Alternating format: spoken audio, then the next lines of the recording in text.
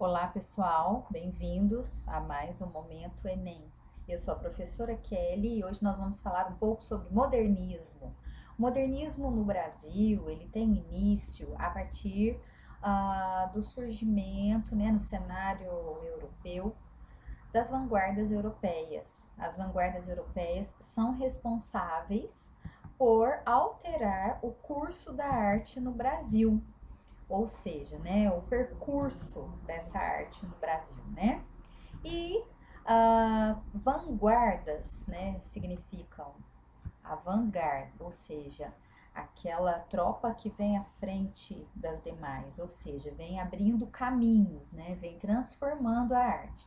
Então, a arte tradicional dá lugar a uma arte nova, né? E após a Semana da Arte Moderna, o movimento modernista se instaura realmente aqui no Brasil, né?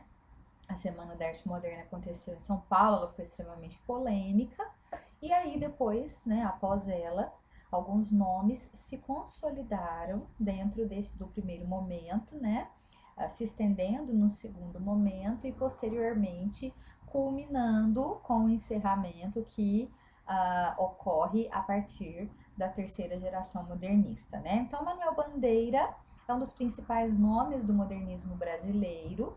Ele é responsável pela publicação, e pela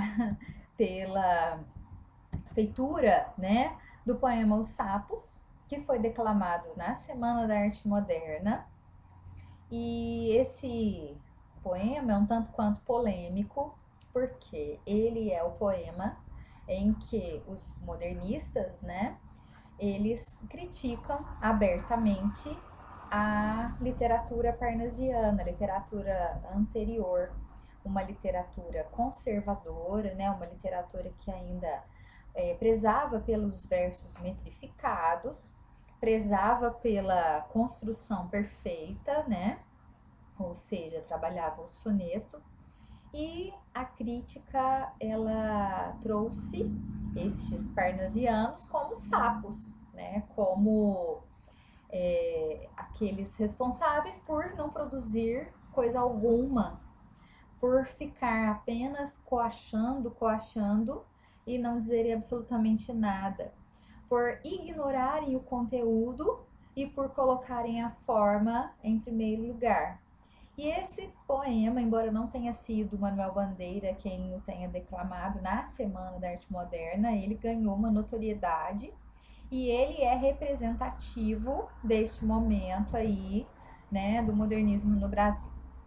Bom, o modernismo no Brasil, a partir da Semana da Arte Moderna, teve como representante maior Oswald de Andrade, E o Oswald de Andrade trouxe a novidade, a grande novidade vanguardista, que era o cubismo e também o movimento futurista.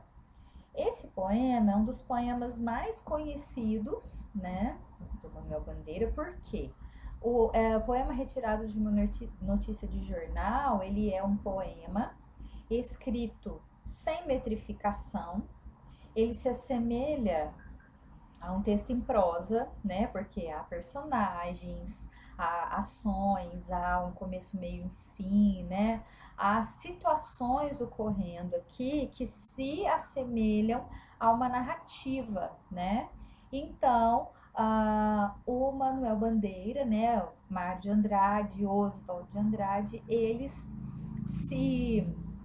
vamos dizer assim, eles se limitam, a deixar acontecer aí a identidade, de uma nova arte, de uma nova cultura, de um novo momento no Brasil em que havia liberdade de expressão e liberdade para escrever ainda mais que havia, um certo tempo, o que ocorreu há um certo tempo era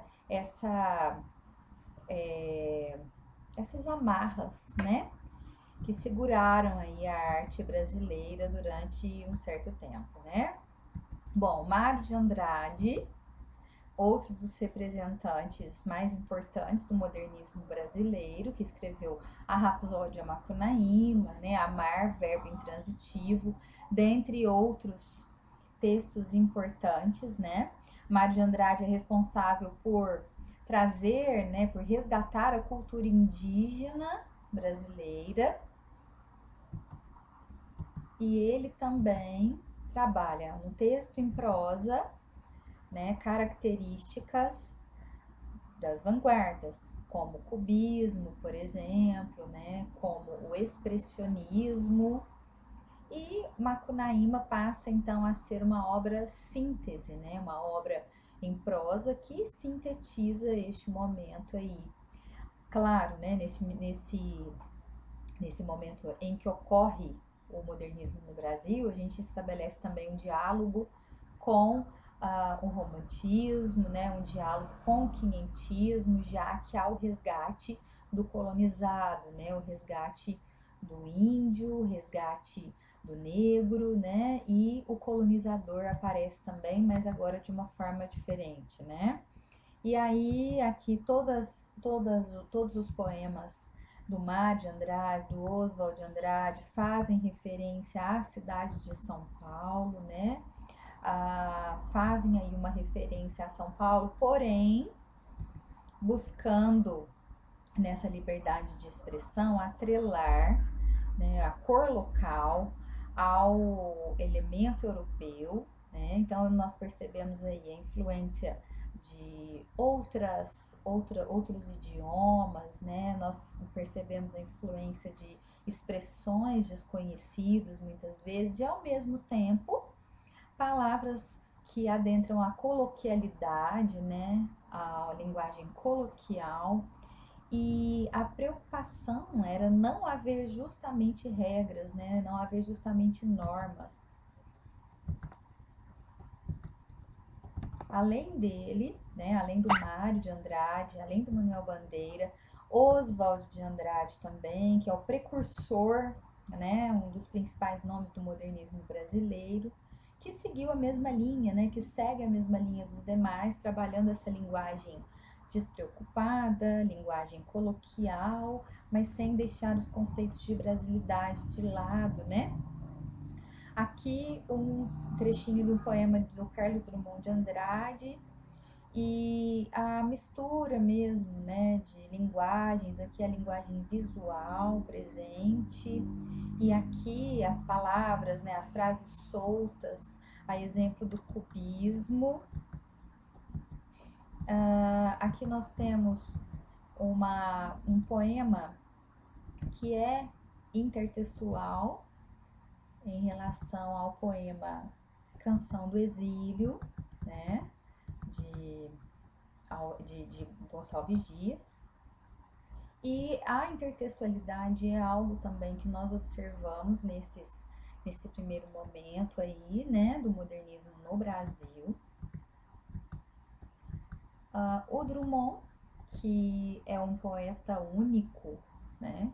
Porque em sua poética estarão inseridos elementos da primeira fase, da segunda e também da terceira fase, né? Já que ele trabalha toda a mistura da primeira fase, já que ele trabalha toda a preocupação social da segunda fase e também a introspecção da terceira fase, né, da terceira geração. Aqui, né, um poema dele da primeira fase, e esse poema da primeira fase, ele vai nos apresentar, né, neste poema, ele vai nos apresentar elementos da infância, elementos da cidade natal, Itabira, né, elementos de localidade e elementos também de transformação linguística, né? É um poema muito conhecido, né? Além do Carlos Drummond de Andrade, a Cecília Meirelles, que traz pra gente uma poesia mais introspectiva, uma poesia um tanto quanto mística, né? E uma poesia que faz com que a gente se volte né, para nós mesmos, numa tentativa de autoconhecimento, né? Além disso, ela escreveu Romanceiro da Inconfidência, que é um poema que vai dialogar com elementos históricos brasileiros, né? Então, a Cecília Meirelles é uma grande expoente da literatura brasileira e ela é uma das primeiras mulheres que iniciam aí essa jornada literária, seguida posteriormente pela Raquel de Queiroz, que é uma ocupou, né, a primeira mulher a ocupar uma cadeira na Academia Brasileira de Letras, só que a Raquel de Queiroz é cronista, né, contista, escreveu vários romances e está inserida na segunda geração do modernismo, assim como a Cecília Meirelles, né? O Vinícius de Moraes, que é um escritor, né, um poeta, músico também, né? E que trouxe para a literatura brasileira o resgate ao modelo tradicional, que é o soneto, né? Então, o modelo tradicional ele é deixado de lado em um primeiro momento, quando ocorre toda a transformação, né, advinda das vanguardas europeias e que iniciam o modernismo no Brasil. E aí o Vinícius de Moraes, então, ele busca resgatar novamente a métrica, a rima, né? Trabalhando com as letras aí das suas músicas também, elementos poéticos intensos, sem deixar de lado também as características de brasilidade. Então, em cada escritor modernista, né, nós temos aí elementos distintos. E aqui para encerrar, né, um trechinho do soneto de separação, muito conhecido, do Vinícius de Moraes, bem como o soneto do amor total. Então há esse resgate do modelo tradicional, né? E o soneto de fidelidade. Bom, esses são os escritores, né, na arte poética que recebem um destaque grande, né, nesse momento aí no modernismo no Brasil. É claro que há outros escritores, principalmente em prosa, né?